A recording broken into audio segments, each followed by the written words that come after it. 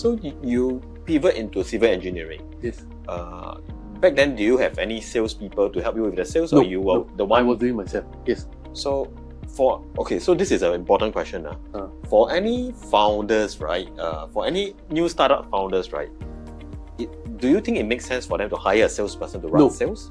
Because they are unknown. I do not know there's a market. But once I know the market, you can employ. Once you have an ecosystem, I know who to talk to. Yes, I can engage. But in the beginning, you don't know what you don't know. Got it. So this is important because there are many founders who personally don't feel comfortable doing sales, so they try to hire some salespeople to do it on their behalf. So this is not so advisable, right? Not advisable, because when you see a customer where you haven't got the business, you are actually looking at opportunity. Correct. But if you hire a guy who is trained in a certain business line, he will only see what he can sell. Correct. So that means that, okay, I give you a scenario. If you wear spectacles with a red color, you go inside the world, you see only red color. Sure. If I wear green, I see green. Sure. But if you want to go in to explore, take out your glass, you see every color. Correct. Then you can decide what is the business you want to go in. Because you when you employ a person, a sales guy to a job, you must give him a job description. Correct. When you put a job description, it's already defined. Correct. So what you suggest is the founder has to be the one to figure out the market first. Yes. To figure out the offering, the market, what are the suitable opportunities, and what are the potential customers as well. Right. Because he's burning his own money. Correct. If he employs somebody and then there's somebody try something, maybe he cannot get the sales so early, it may be one more month, then how many more months are you going to throw the money? Whereas if the founder throw his own money, he got no need to answer to anybody. Correct. So back to yourself, in 2009, is it? Yeah. You sold your business, right? Yes. So able to share like what prompted you to sell the business at that point of time? Yeah. So in 2000 when I sold it, the decision to sell the company went back much earlier. I was president of Singapore Industrial Automation Association for many years, back in 2000 something. And then I went around talking to a lot of the local automation companies to see how to help them. And then one of the things I did learn was that almost all of them has a problem on succession planning. They were about my age, and then we discussed about business growth and all that. And then I realized that all of them suffer the same problem as me. My own kids are not engineers. They will never take over my business. Same as them, they come to business. And then all of us got no clue what to do as we get older and older. Yeah. Then after when I talked to so many, I realized that sooner or later I have to sell the company.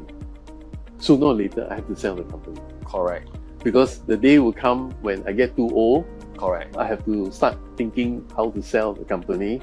And then there will be always a difficulty. You ask high, the buyer wants to ask low, so you will come to negotiate. Or maybe it doesn't work. And then at the same time, when you want to sell, doesn't mean people want to buy. Correct. And people want to buy doesn't mean you want to sell. So it's always this scenario, very difficult to decide. But for my case was, I decided that the day will come, and then it frees my mind. That I said, I just sell it, and then as long as the price is reasonable, I'm okay. Because my priority was the staff I have working for me. Because when you sell the company, you can make the money, but what about your staff? So I wanted to only sell to a company where there is a fit and there's a value for the people I have. Because the people I have supported me for so many years, and you just cannot just do it like that. You know, it's not me. Whereas I got to make sure that they have their own future still taken care of.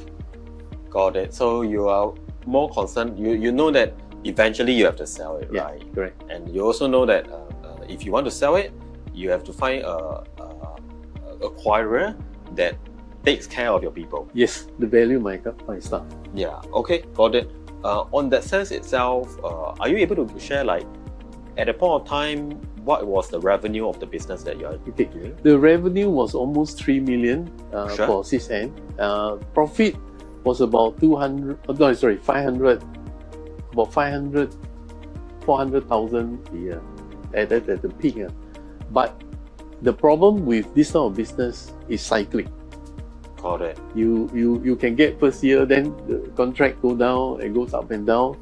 Then the difficult part is always maintaining the skill sets.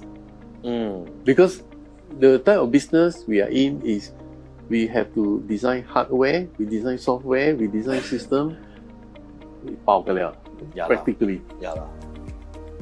You have to literally do everything, right? You have to do everything yourself. But it was interesting because we had, at the peak before when we sold, we have almost 40% of all the LTA real-time contracts. Wow. But it's not as big as that. The contract is 300 million. The monitoring is 3 million, and we were below. We were only about 10% of the 3 million. So don't think that. So it sounds like whoa. The real part is not. It's like that. But it was a regular business. Got it. And TriTech was my biggest customer. Then one question here. I mean, you mentioned that the business revenue is somewhere around 3 million, is it? Yeah. Then the profit is around 500,000. Yeah, around there. Yes. So what kind of multiplier do you sell it for?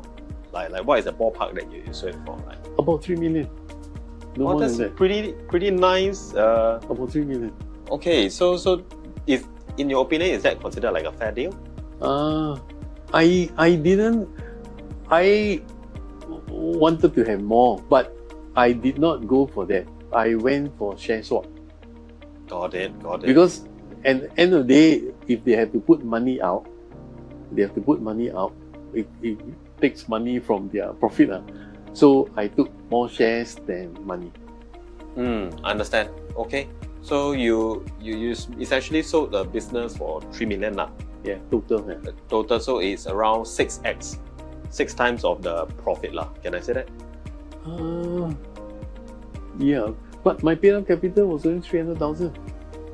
Great. My paid-up capital was only 300,000. That's very nice. That's why a lot of people think that. I say, look at my account, it's 300,000 only. So how do you feel about the whole thing itself? Like, because I mean, for a lot of people, selling a business can be very stressful. It's emotional. It's emotional. It sometimes they, I mean, entrepreneurs to negotiate on their product offering is normal, right? It happens every day. Let me tell you, my story is even more simpler than that. At the point where before I sold, I was negotiating, my younger son was giving me a lot of problems. So, in a sense, go way off. And then at home got this sort of problem with the wife cannot handle. So I asked myself, where's my priority?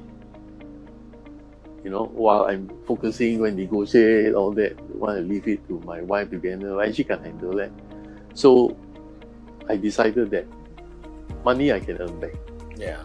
I said, so I told the boss of TriTech, I said, you just give me a fair price, what you think is okay, then I just say, okay. I don't want to negotiate anymore because I want to spend time making sure that my younger son is bringing back to a proper life. Yeah, got it. So there was practically a no-brainer to me because money I can earn. Yeah. It's a question of how much. Yes. So as long as I don't lose money, I can recover my money, so be it. After all, when I only put in 300,000, Yeah. even I don't make so much, so be it. I get monthly salary from it, so what? It doesn't matter. Yeah. So in a sense, the money wasn't a big critical point that I got to die must have more money. It doesn't work like that. It didn't work for me like that. That's a very good mindset. I mean, sometimes I notice that for a lot of sellers, they are too hangover by the price, and more often than not, sometimes some of them got so caught up with the price itself that they just miss the opportunity to sell. Correct. And sometimes when you miss that window is closed forever. Yes. and that's it, you know? No, because when a person buy, it must fit his requirement. Correct. Then even you want to sell, the next buyer, if he sees no fit, he won't buy it. Correct. Money is very flexible. Yes. Before I invest in buy your company, I got choice. The minute I put the money into your company to buy, I got no choice. The money is stuck there.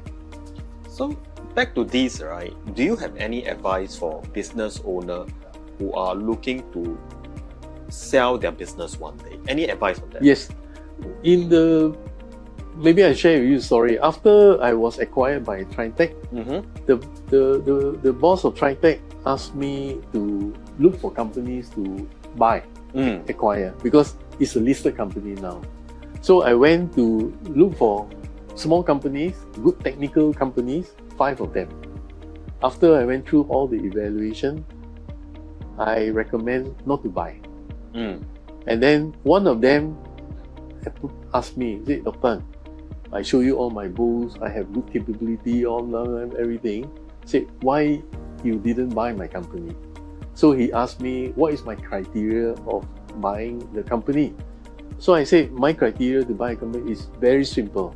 When I buy your company today, I must be able to sack you tomorrow. Because I'm buying a company, I'm not buying you. Yes. Yeah, so I said, I'm buying a company, but if everything is held by you, what is the reason for me to buy the company? I might as well buy you.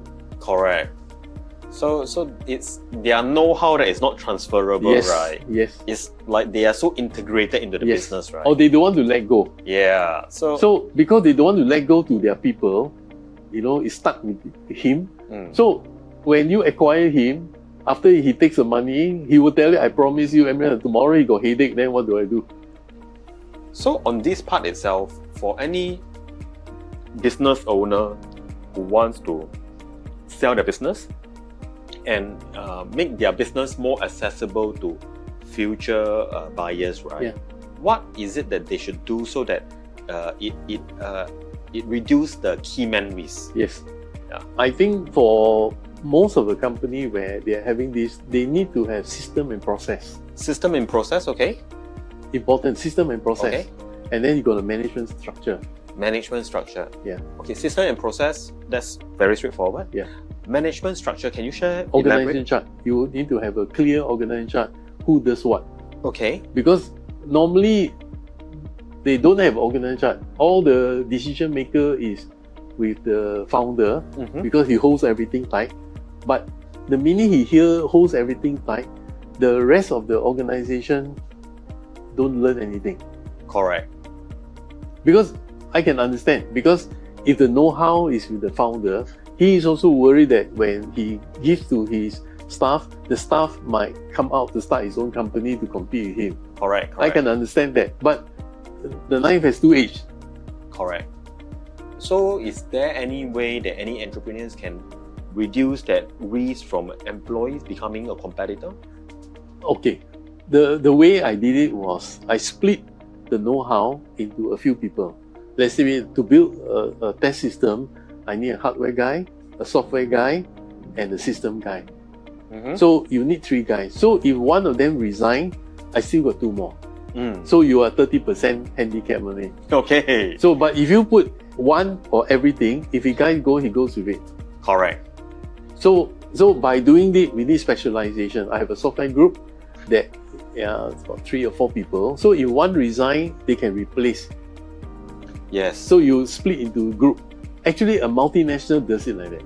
Yes. So that's their way of De-risking. specialization. Specialization. So specialization is a hedge against such risks. Yeah. There will always be such risk. Yes. Okay, great. So any other advice that you will give to entrepreneurs who want to sell their business on top of having processes, reducing the key man risk, having org chart, right? Who do what and so on. Any other things that they should look into? I think the other one is also build a second tier succession management. Second tier, because you as a owner, you know the history, you started in it, but that know-how is with you. You must transfer to the next level so that they learn and run the business as if it's their own. Do you see that a lot of SME owners not doing this? No, very unlikely. But very unlikely, right? The difficulty about that is that they must allow them to experiment and try and fail. On this part, have you done that? Yes, for the type when I was doing my business, I did. I let them try. Because I use a philosophy. When I try the mistake, I fail, it costs money, I have no boss to report to. And I knew I made the mistake. But I don't have the answer to anybody. Correct? Alright. Whereas if it's your staff who did it, you will feel the thing because he's burning your money. Yeah. But if you think about him, he has started his own company, he will have to do the same thing. So you have to make him realize that don't worry if you fail, it's not affect your salary, it's my money. Don't worry, just try. So I have done before in my business where I told my guys, try. And I said, even if fail, it doesn't matter. So you give assurance to the guy to try the business that when it fail, he won't have sleepless night. I said we can afford to lose. So when you want to try a business, you must have the reserve cash to able to afford to fail. Got it. If you want every business to succeed, don't do new business. Got it. So the willingness to fail, yes, plus the resources, yes, and create an environment where people feel safe to fail. Yes. So you fail forward lah. Yeah. You see, you make the money. Yes. You keep in the bank. Okay. That your staff want to take over your business. You don't let them try experiment. How are they going to learn? Got so it. they will try the safest one, which don't fail one. Then you are not pivoting to any new business. Do you feel that a lot of business owners these days restrict their staff from failing? Yes, because they know. You see, the difficulty about the business owner is that because at the end of it is their money. So when they fail, they feel it. Correct. But they forgot one thing. You see, this is money. It's just cash, but you can earn next year. Correct. But if you don't train your guys this year, next year they fail a bigger project, then how are you going to do? Got it. I mean, nobody learns without failing. I never believed that. So back to which, right? If you are to go back in time to the last few years before you sold your business, 2009, right? You sold 2009, yeah. So what do you think you can have done to potentially increase the valuation of the business? I should have taken on product distribution. Product distribution. Yeah. So I give you an example. I was doing project, so my customers knows me. Correct. So when I go and see a customer, I actually can sell more things. I should have take product brand under my company and sell the product into the same customer. So while you were in this project business, you are only selling services, right? Build service, yes. So okay, so you should have sold some other product, yes. Got it. Which is in line with me. Yeah. You see, because a project business, the trust of the customer to you is very high because it's a complex project, and then we reach very senior people in the organization. Sure. Whether you sell product, it's just like tendering price. You buy and sell is a transactional relationship. A project business is a relational business.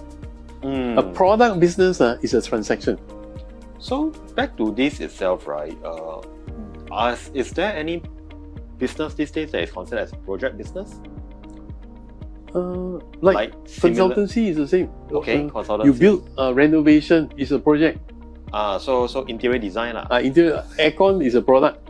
Correct. Okay. What other sectors or what other segments do you think are considered as project business? Project business, even in a way, lawyer is also project business. It's very specific. Case by case. It's not like a supermarket type of business. Correct. A product business is like supermarket. You want to buy, you buy. You don't want to buy, you don't buy. The specific is very clear. Maybe the comparison will be project business is like fine dining. You customize what sort of thing, whereas in the product business is like McDonald's. Okay. You pick and choose. You pick and choose. That's it. Okay. Then okay. Thanks for sharing that. That's really interesting. So for yourself, in terms of like the strategy itself, to overcome the nature of a project business, right? It has good years, bad years, Yes. volatility. Yes. It's a feast or famine kind of. Correct.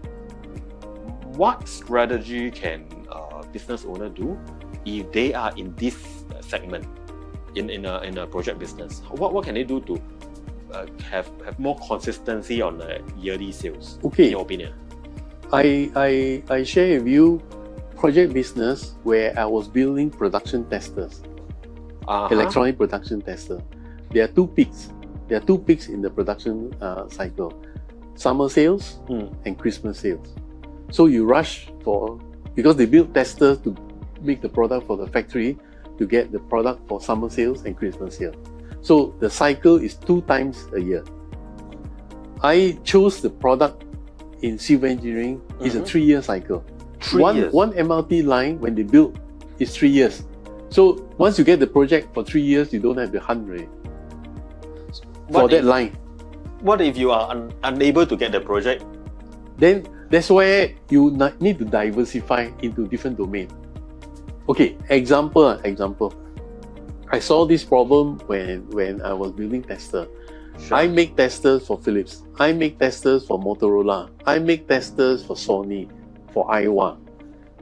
They are different companies, right? Yeah. But the end consumer of their product is you, consumer. Correct. That means that I make testers for them, they're still going back to the consumer. Correct. So that means that you are depending on one sector. When your consumer demand goes down, all these companies will also drop. How do you go about capturing all these customers? Can you give some strategy or tips on this? Oh, because you look at the product they make. You make a PC, a consumer is using it. I Correct. make a television, consumer is using it. I make a handphone, consumer is using it. Finally, it's still consumer, correct? So that means that the business is a consumer business. Even though my PO is coming from different company, that means that they all converge to a consumer. So the cycle will be twice a year, summer sales and Christmas sale. Got it. So you focus predominantly on consumer product business At that time. That's where I decided that to move to civil engineering is an infrastructure game.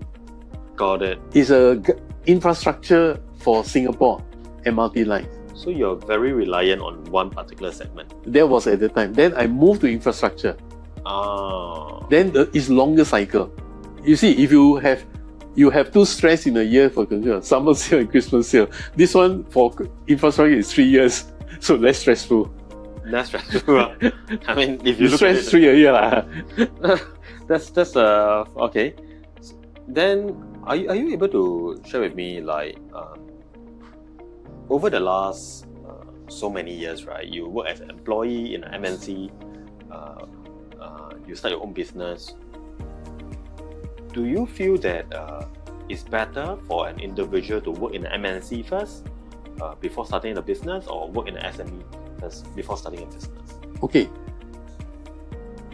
I think it depends on India. Myself I was fortunate, in a way fortunate, because I worked for an MNC. So in an MNC, I learned system, process, everything.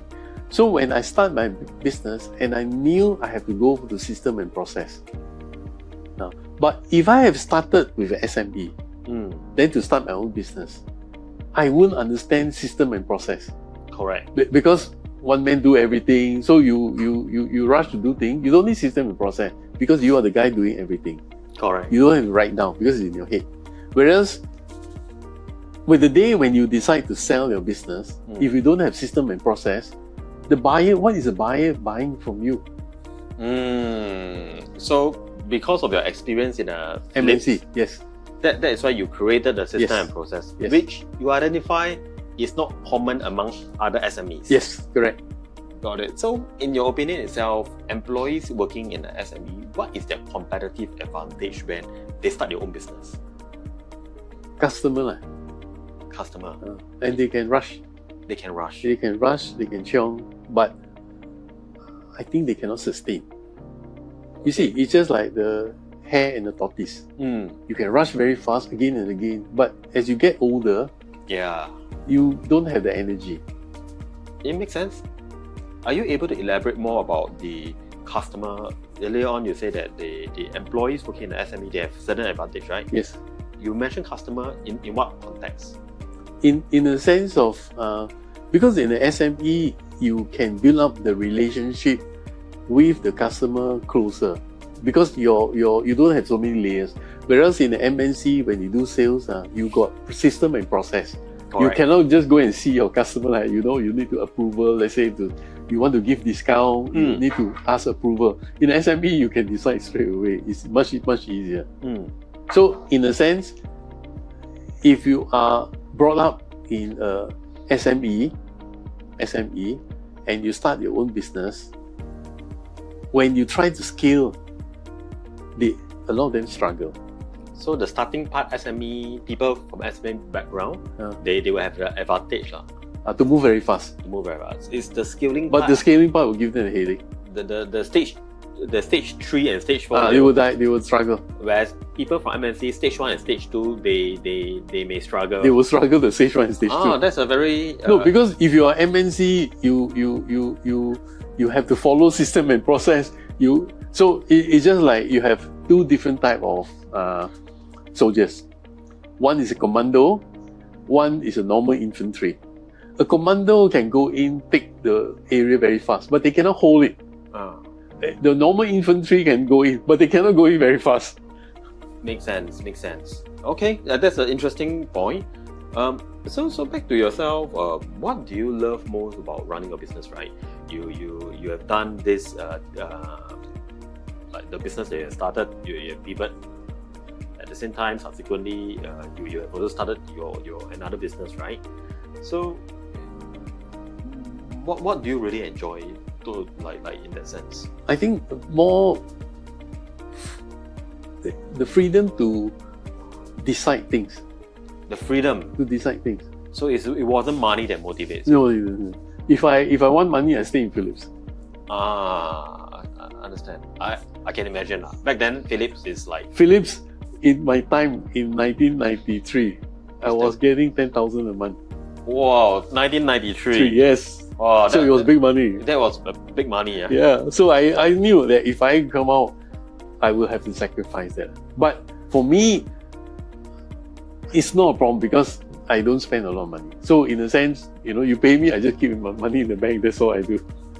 So okay, so Philips back then was like the Google of today, lah. Yeah, correct. It was well paid. Wow. It was well paid. Yeah, I can imagine. 10,000 back then because A lot of money. in the 1980s or the 1990s, right? A lot of money. Yeah. I heard Yeah. that HDB cost you can easily get a HDB for less than 50,000. So, okay. True, right? Yeah, I think so. Yeah, okay. So you can buy a HDB for every 6 months. Great. So, what would be your top 3 advice for any aspiring entrepreneur? I would say that before you come out, you need to know the market. Okay, knowing the market. You must know the market and whether the market is real or not. The market was real or not? Real or not. And who are the competitors in the market. Okay. You go in, okay, one of the problems about starting a business, if you see the potential of the market is there, bubble tea. So many people want bubble tea.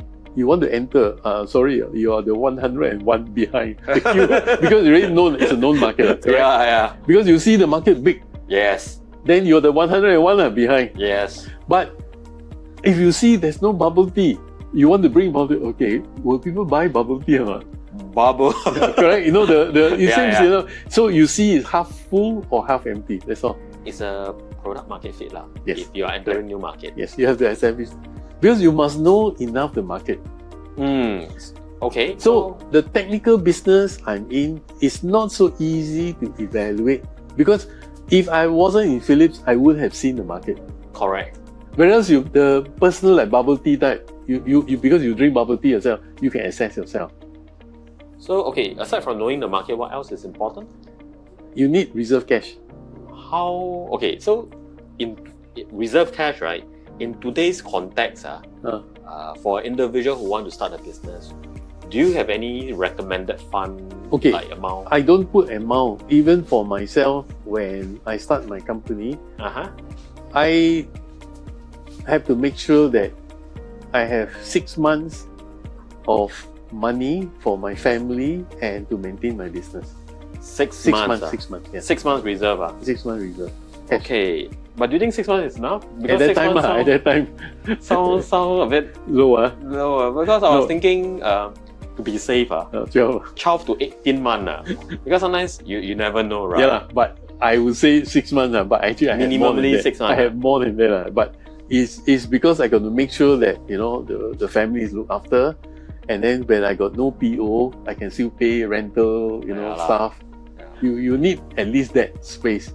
Okay, so you know the market, at least Reserve 6 months cash, reserve cash, yes, to cover business and without personal. any income.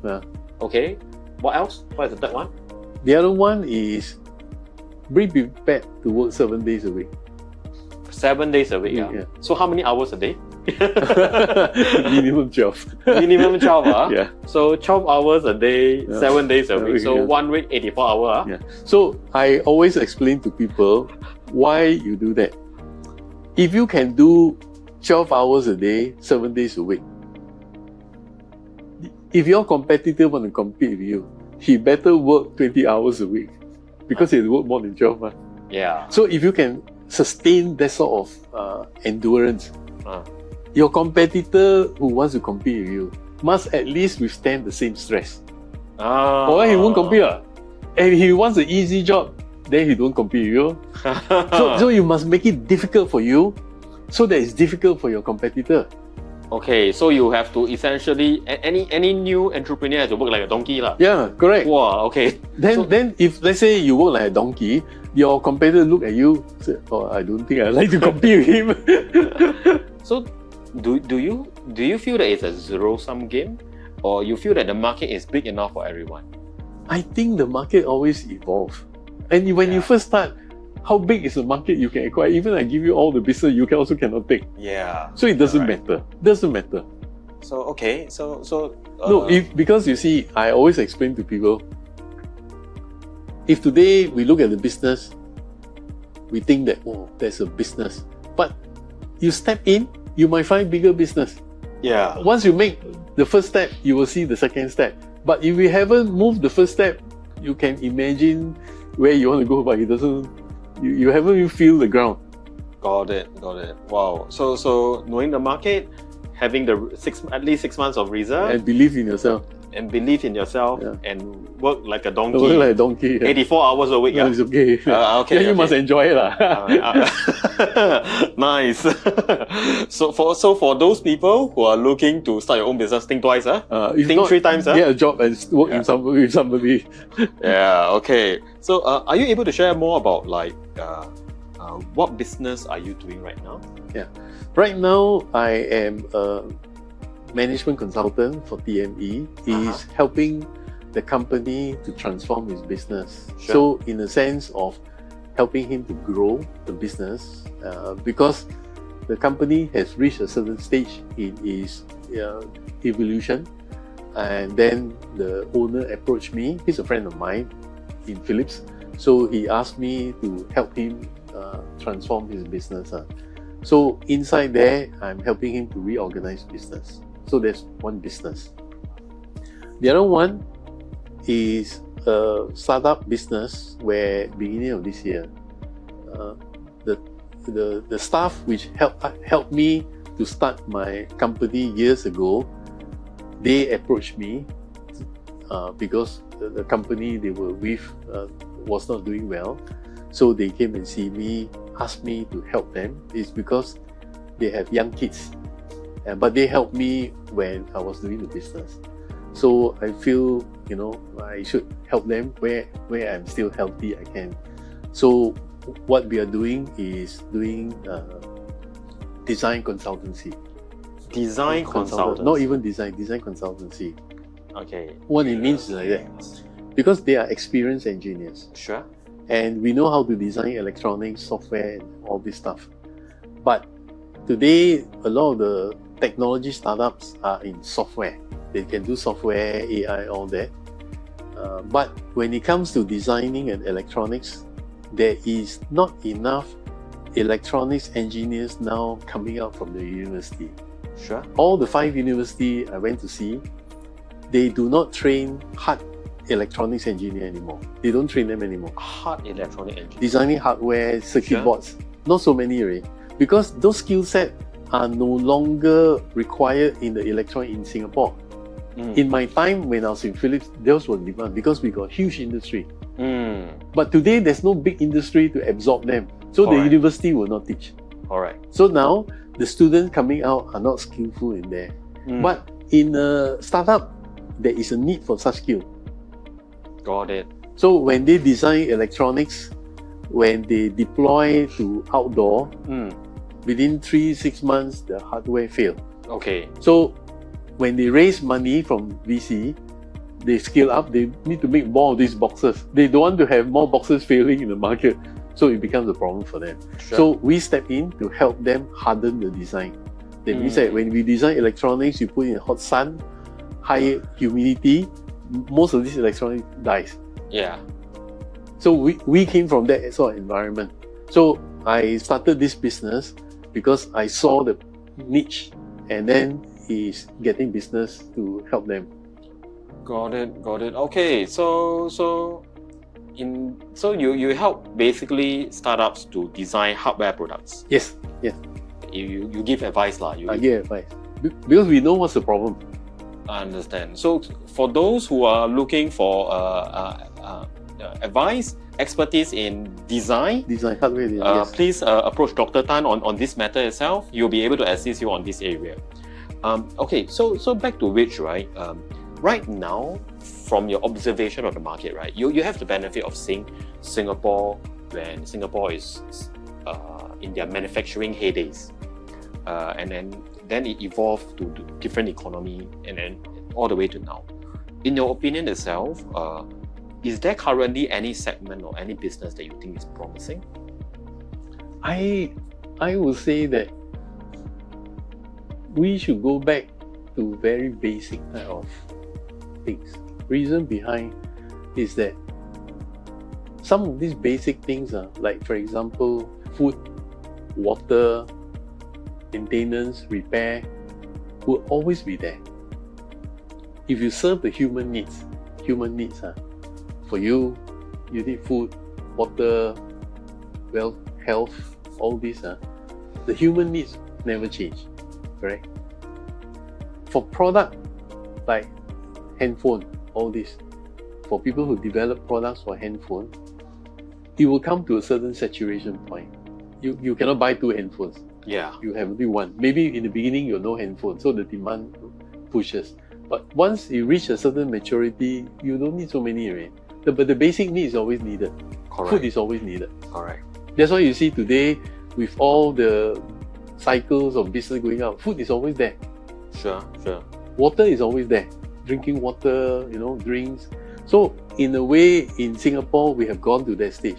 Of course, the financial part, the financial sector is still a need, but this is also depends on government policy and where the money is shifting. because you want a financial center, but there are also other countries also opening up a financial center. But that is beyond your control. It's up to it depends on how the government puts a policy on the table. So if you want to do business where you can have more control, so you have to look at, I think, outside Singapore. Okay, so things that are more sustainable. Yeah. And outside Singapore. Outside Singapore, because Singapore has reached a certain point, everybody got everything already. What else you want? You're right. I think so. And Singapore market is small. Yeah, too small. Yeah. Yeah, it's 6 million. Yeah. It's not. So okay. So do you think that in terms of like management buyout, right? Sometimes the owner, the business owner itself, they may have reached a certain age group already. They want to retire. They want to retire. Their kids are not keen to take over, which we see it very often. Do you think if they have a staff, management team that is like capable, is management buyout a possible route in Singapore? Possible. I had a friend of mine who has a company doing technical business like myself. His manager buy him out. Take over the business. But he's happy because they work together for so long. Yeah. I mean, the company is still ongoing. Of course, he slowly sell the shares off to his staff. Got it. Makes sense. Makes sense. So So you sell your own stuff, it's easier. yes, definitely. But, of course, the staff must also don't ask for too low. That there's a mutual respect. Then can. Okay, understand. But in Singapore, even he sell to the staff, the same staff is suffering the same problem, is reaching the same problem. But he's going to need another guy to take over. Yeah, it's a cycle. It's a normal cycle. It's really a cycle. Yeah. Okay, so I think we have reached close to the end of the whole thing itself. So on this end itself, if there's any audience, if during the whole conversation itself you find that it's meaningful, kindly comment on the comment box itself. At the same time, if you have any further inquiries, feel free to engage Dr. Tan for any of his expert advice in whether about your business, whether you need some tips or any coaching. I'm sure he's more than willing to share with you some of his experience that he has accumulated over the years. So if let's say there's anything that you'd like to learn more, to find out more, to see more in the next episode, feel free to comment in the box below. Thank you and have a good day. Thank you. Thank you.